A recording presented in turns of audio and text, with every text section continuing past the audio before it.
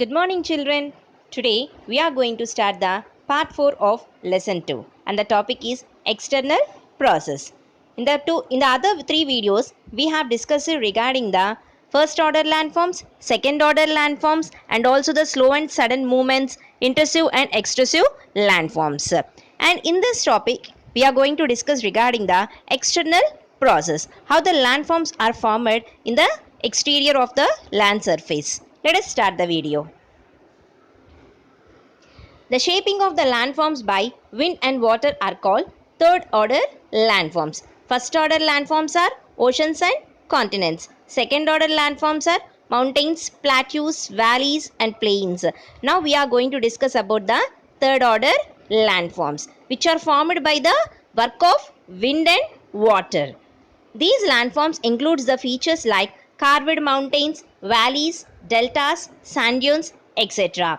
And these are the process like weathering, erosion, transportation and deposition are largely responsible for these landforms. All these landforms like carved mountains, valleys, deltas, sand dunes, these are all formed because of some external process called as weathering, erosion, transportation and deposition, and this process is called as denudation process. What is it, children? Denudation process. Let us see regarding this. This process is called denudation process. The lowlands what we see today were once mountains and plateaus. Landforms continuously keep on changing due to denudation process, but these changes occur very slowly. So in the previous videos we have discussed regarding the slow movements and sudden movements. Like slow movements, what are the slow movements we have discussed there, like volcanic eruptions and all.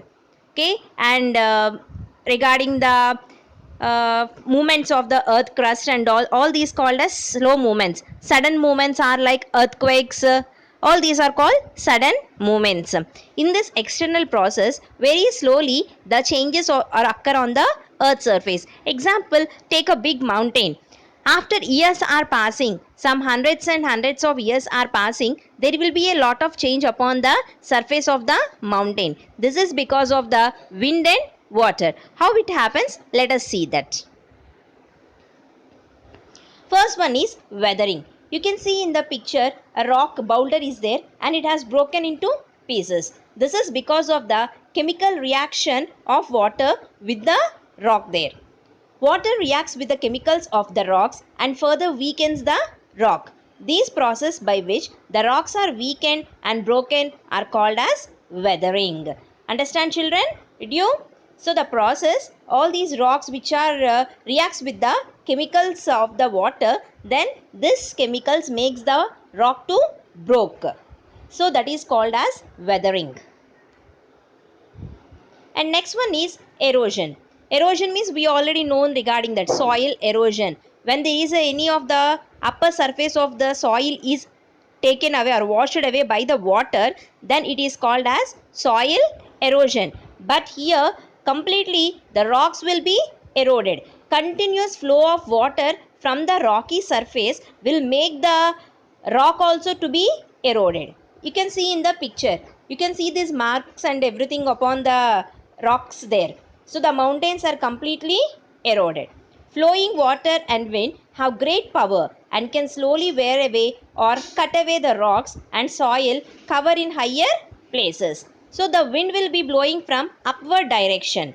The movement of the wind is from high to low pressure areas. So the wind will be blowing in the upper pressure areas, up the upward direction. So what will happen there? There the power will be more. It makes the rocks to be eroded. Because of the wind contains small particles, small granules of sand, all those. This makes the rock to be eroded. This is not a 1 or 2 day process. It is a continuous process. Continuously it will be happening. So it takes many years to be happen this. After that you can see the rock how it was formed in the picture. The active wearing away of the earth's surface by these moving agents is called erosion. So when these agents makes the rock to be eroded, then it is called as erosion. And the third one is transportation. The eroded material will be in the form of small rocks, gravels, mud, etc. So first one is weathering. It causes the rock to break down. Erosion. Erosion is making the rock to move. The upper layer of the rock will be completely eroded. Transportation. This eroded material which is there will be transported from one place to another place. Like small rocks, gravels, mud and everything will be there. That will be moving from one place to another place. And in the second picture you can see that the rocks which are there on the top are coming down to the lower portion of the earth surface. So this is called as transportation. So first one is weathering, second one is erosion, and the third one is transportation. Weathering means breaking of the rocks, and second one erosion means completely the upper layer of the rocks will be eroded because of the water and wind, and the third one is transportation. So this eroded material will be transported from one place to another place by the water or wind. Fourth one is deposition. In after transportation, these eroded material will be deposited in somewhere. You can see in the picture there. You can see some marks there. The water completely it has came down and it has joined into the other water body which is present here. At that time, it deposit all the sediments which was brought by it in the either sides of the river beds. Then this is called as deposition.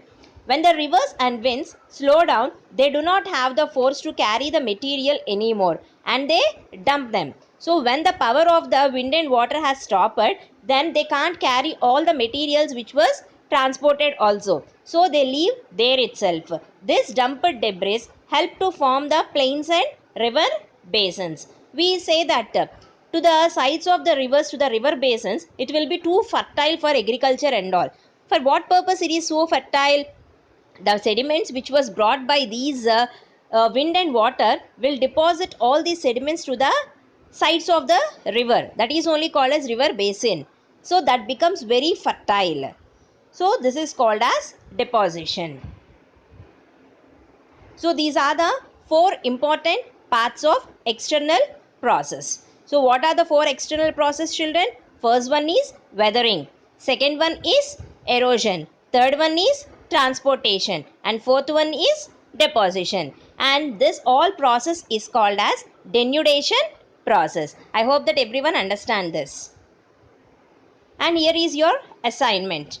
What are the third order landforms? What is weathering? What is erosion? And what is deposition? Answer these questions, children, and forward me through WhatsApp. And meet you in next video. Thank you.